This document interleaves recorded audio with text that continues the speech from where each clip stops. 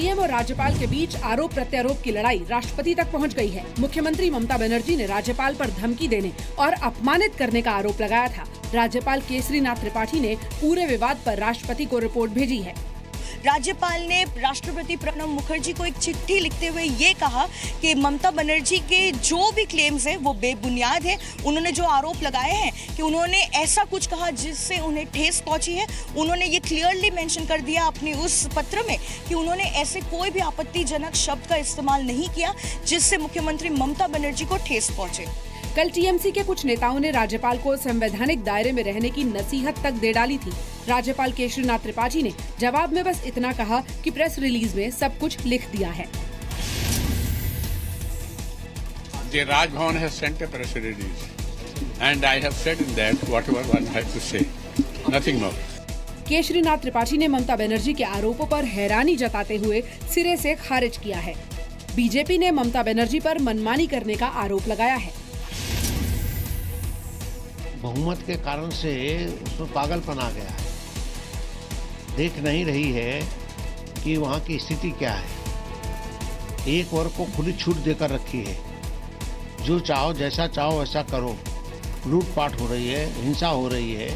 Trinamool Congress party और पश्चिम बंगाल की सरकार को इस बात को समझना पड़ेगा कि कानूनी व्यवस्था, पुलिस प्रक्रिया जो है संविधान के तहत राज्य के ऊपर आता है। राज्य को निर्भर इसका करना पड़ता है। राज्य सरकार जो है उसकी ड्यूटी है करना। जेडीयू का कहना है कि घटना के पीछे सियासी साजिश हो सकती है, इसकी जांच की जानी चाहिए। कई राज्यों की कानून व्यवस्था की स्थिति पश्चिमी बंगाल से भी खराब है। मैं समझता हूं कि एक डिटेल्ड इंक्वायरी होनी चाहिए कि आखिरकार ये दंगे शुरू हुए क्यों और इनके होने से किसको या किस राजनीतिक पक्ष को या दल को या पार्टी को इससे फायदा है। नॉर्थ 24 परगना जिले के बशीरहाट इलाके में पिछले एक हफ्ते तक फेसबुक पोस्ट से सांप्रदायिक हिंसा भड़की।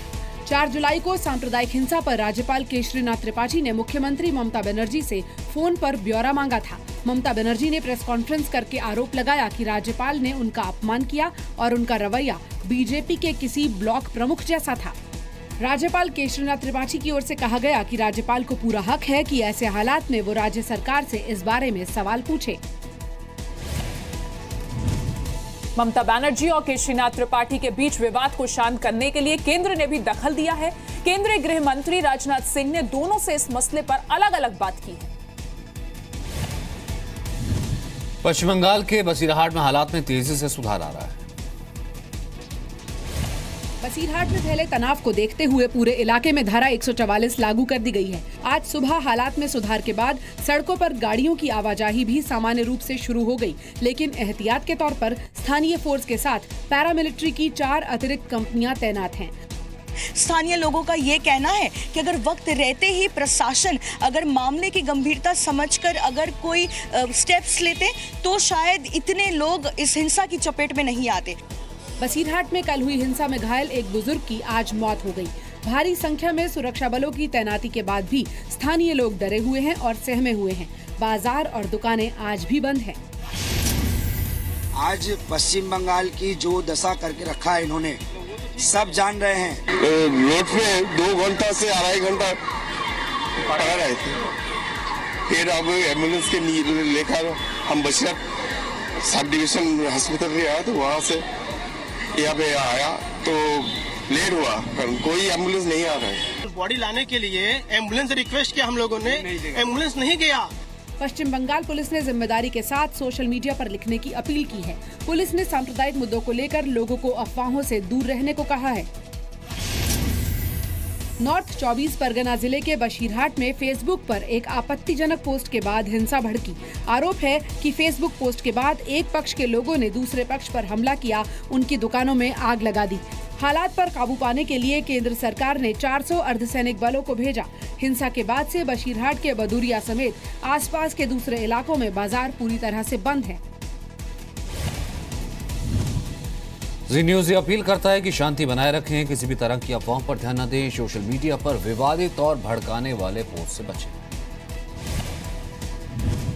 प्रधानमंत्री नरेंद्र मोदी के इजरायल दौरे का आज आखिरी दिन है। भारतीय समय के मुताबिक शाम करीब 7:30 बजे पीएम जर्मनी के लिए रवाना हो जाएंगे। पीएम मोदी जर्मनी के हैम्बर्ग में कल से शुरू हो रही G20 समिट में हिस्सा लेने जा रहे हैं। इस समिट में चीन के राष्ट्रपति शी जिनपिंग भी शामिल हो रहे हैं। शी जिनपिंग से पीएम मोदी की मुलाकात पहले की तरह तय मानी जा रही थी, लेकिन सिक्किम में सीमा विवाद पर चीन के बयानबाजी के बाद मौजूदा हालात में पीएम मोदी और शी जिनपिंग के बीच मुलाकात की संभावना अब नहीं बची है। आज इजरायल में दौरे के तीसरे दिन पीएम मोदी इजरायल के पीएम बेंजामिन नेतन्याहू के साथ हाइफा पहुंचे। हाइफा में फर्स्ट वर्ल्ड वॉर में शहीद 44 भारतीय सैनिकों को श्रद्धांजलि दी।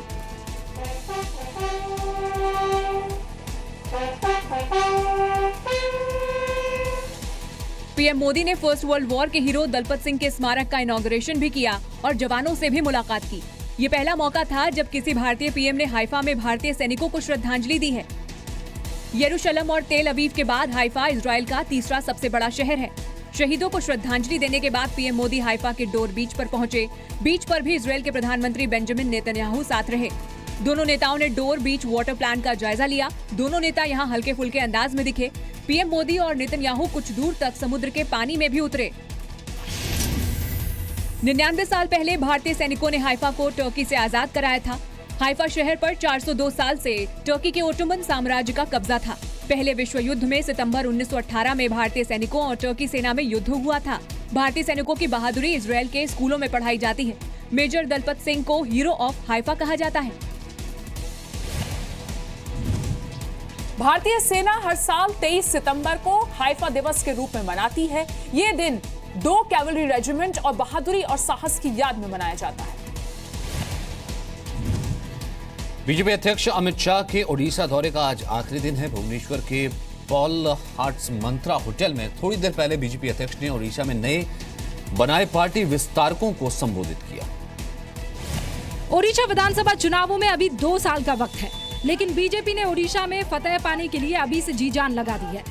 पिछले 3 दिन से बीजेपी अध्यक्ष अमित शाह ने राज्य के अलग अलग शहरों में रोड शो किया। बसंतपुर में आज दोपहर करीब 1 बजे अमित शाह का रोड शो खत्म हुआ। और मुझे मालूम है कि 2019 में जो चुनाव आने वाला है, ओडिशा की जनता ये बीजू जनता दल की सरकार को उखाड़ कर फेंक देने वाली है।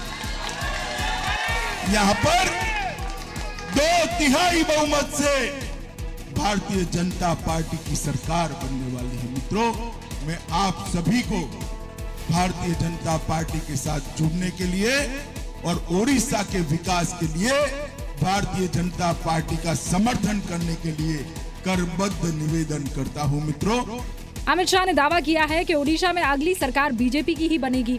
अमित शाह ने ओडिशा में गरीबी और पिछड़ेपन के लिए पिछली कांग्रेस और बीजेडी की सरकारों को दोषी ठहराया। जी न्यूज से एक्सक्लूसिव बातचीत में अमित शाह ने आतंकवाद से लेकर चीन की धमकी तक हर मुद्दे पर खुलकर बात की। मैं मान रहा हूं कि मोदी जी के नेतृत्व में भारत आतंकवाद के खिलाफ जो विश्व में लड़ाई शेप ले रही है, आकार ले रही है, उसका नेतृत्व करने की दिशा में आगे बढ़ रहा है। और सारे ऐसे देश जो आतंकवाद से पीड़ित है या तो मानते हैं कि आतंकवाद समूची मानवता के लिए खतरा है, उसको एकत्रित करने में मोदी जी की एक अहम भूमिका है। और मोदी जी जहां जहां गए हैं, वो देश के राष्ट्राध्यक्षों ने आतंकवाद की लड़ाई के प्रति अपना कमिटमेंट डिक्लेयर किया है। और हर साझा स्टेटमेंट जो जॉइंट डिक्लेरेशन होता है, उसमें आतंकवाद एक प्रमुख मुद्दा होता है। तो ये केवल भारत के लिए उपयोगी नहीं है, पूरी दुनिया की शांति और पूरी दुनिया की व्यवस्था के लिए बहुत जरूरी है। 2019 में लोकसभा चुनाव के साथ ही ओडिशा में विधानसभा के चुनाव होने हैं। कुछ महीने पहले हुए पंचायत चुनाव में बीजेपी ने 851 में से 297 जिला पार्षद की सीट जीती थी। विधानसभा चुनाव की तैयारी के लिए बीजेपी ओडिशा में 36,000 बूथ कमेटी बना रही है। 2014 के लोकसभा चुनाव में ओडिशा की 21 में से सिर्फ 1 सीट बीजेपी जीतने में कामयाब हुई थी। ओडिशा के 3 दिवसीय दौरे की शुरुआत अमित शाह ने मुख्यमंत्री नवीन पटनायक के विधानसभा क्षेत्र गुंजम जिले से की थी। गुंजम को बीजेडी का सबसे बड़ा गढ़ माना जाता है। 9 जुलाई से शुरू हो रहे सावन के महीने में कांवड़ यात्रा पर आतंकी हमले का अलर्ट जारी किया गया है।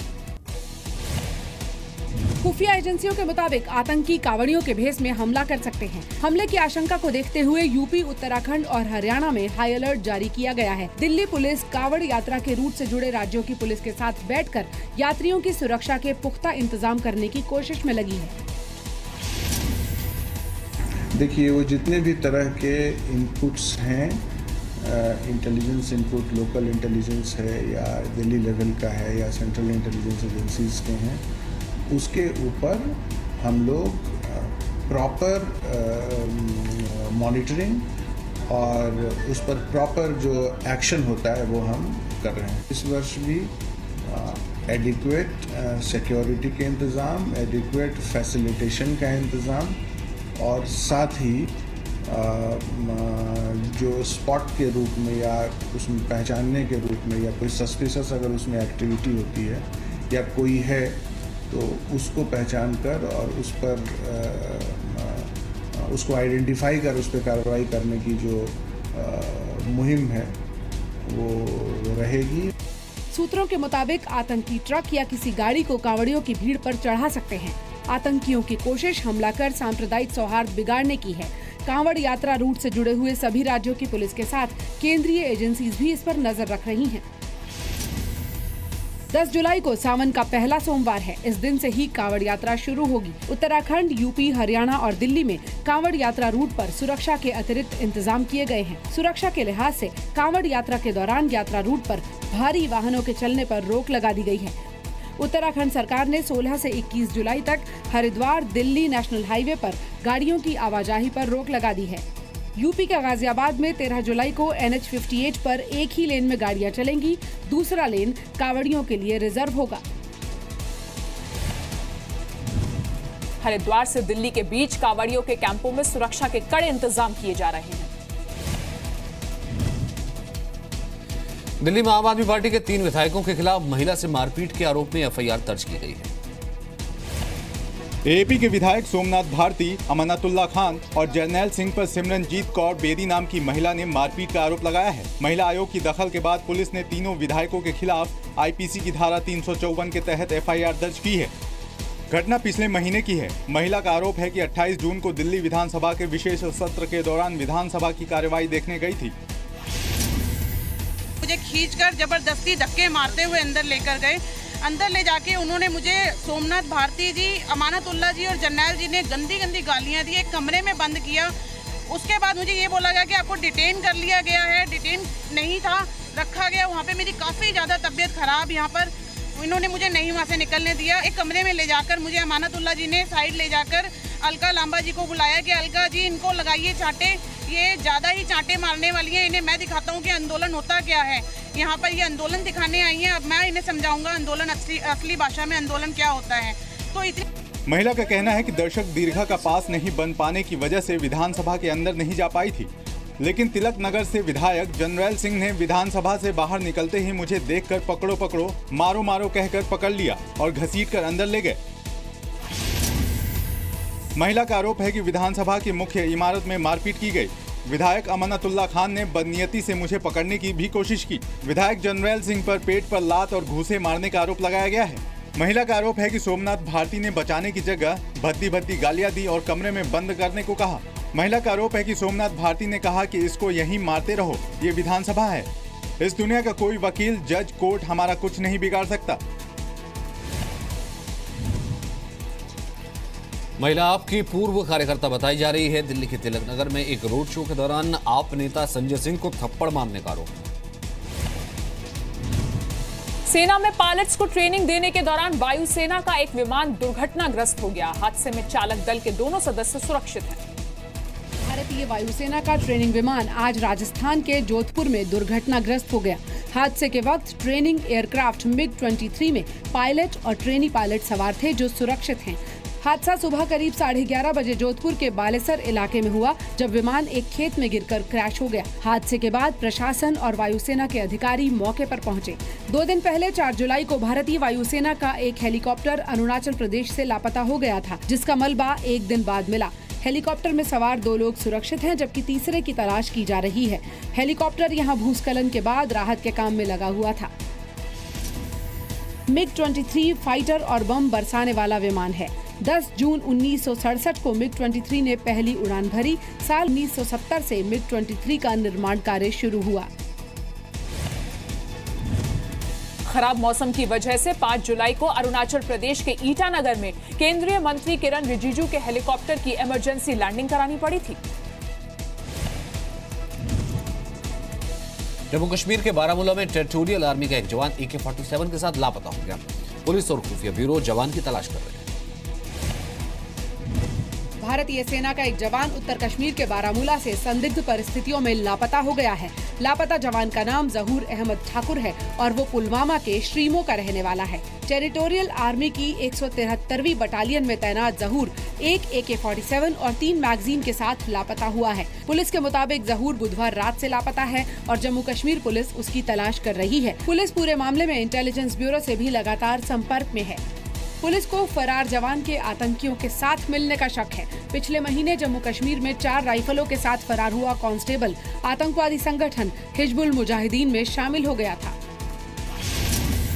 टेरिटोरियल आर्मी भारतीय सेना की ही एक इकाई है। टेरिटोरियल आर्मी का मकसद संकट के वक्त आर्मी की मदद करना है। टेरिटोरियल आर्मी 1962, 1965 और 1971 युद्ध में हिस्सा ले चुकी है। टेरिटोरियल आर्मी में 40,000 फर्स्ट लाइन ट्रूप्स और 1,60,000 सेकंड लाइन ट्रूप हैं। टेरिटोरियल आर्मी को 2 अति विशिष्ट और 13 विशिष्ट सेवा मेडल समेत कई सम्मान मिले हैं। अगर फरार जवान किसी आतंकी संगठन में शामिल होता है तो ये पहला मौका होगा जब सेना का कोई फरार जवान आतंकी बनेगा। वेस्ट दिल्ली के हरिनगर से अगवा हुए बच्चे को पुलिस ने खोज निकाला है और परिवार वालों को सौंप दिया है। 3 जुलाई 2017 से लापता 2.5 साल के बच्चे को पुलिस ने CCTV की मदद से खोज निकाला है। पुलिस ने अपहरण के आरोप में बच्चे के पड़ोसी को गिरफ्तार किया है, जबकि 2 आरोपियों की तलाश अब भी जारी है। CCTV में साफ दिख रहा है कि घर के बाहर खेल रहे बच्चे को आरोपी इशारों से बुला रहा है और उसे लेकर फरार हो जाता है। तस्वीरों की जांच के बाद पुलिस ने आरोपी पड़ोसी को गिरफ्तार कर लिया, जिसने अपहरण की पूरी कहानी से पर्दा उठाया। आरोपी के मुताबिक बच्चे को पहली बार 30,000 और दूसरी बार 40,000 रुपए में बेचा गया। गिरफ्तारी के डर से आरोपी बच्चे को गुरुद्वारे के पास छोड़कर फरार हो गए। पुलिस ने बच्चे को परिवार वालों को सौंप दिया है। IANS रिपोर्ट के मुताबिक पिछले 6 महीने में दिल्ली से करीब 1500 बच्चे लापता हुए। लापता होने वाले ज्यादातर बच्चों की उम्र 6 साल से 15 साल के बीच है। लापता होने वाले 10 बच्चों में से औसतन 6 लड़कियां हैं।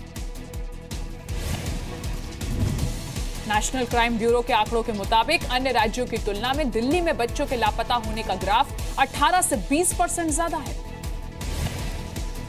अचल कुमार ज्योति ने देश के नए CEC का पद संभाल लिया है। ज्योति ने मौजूदा CEC नसीम जैदी के रिटायर होने के बाद ये पद संभाला। अचल कुमार ज्योति देश के नए मुख्य चुनाव आयुक्त बन गए हैं। ज्योति ने आज देश के 21वें मुख्य चुनाव आयुक्त पद की शपथ ली और कामकाज शुरू किया।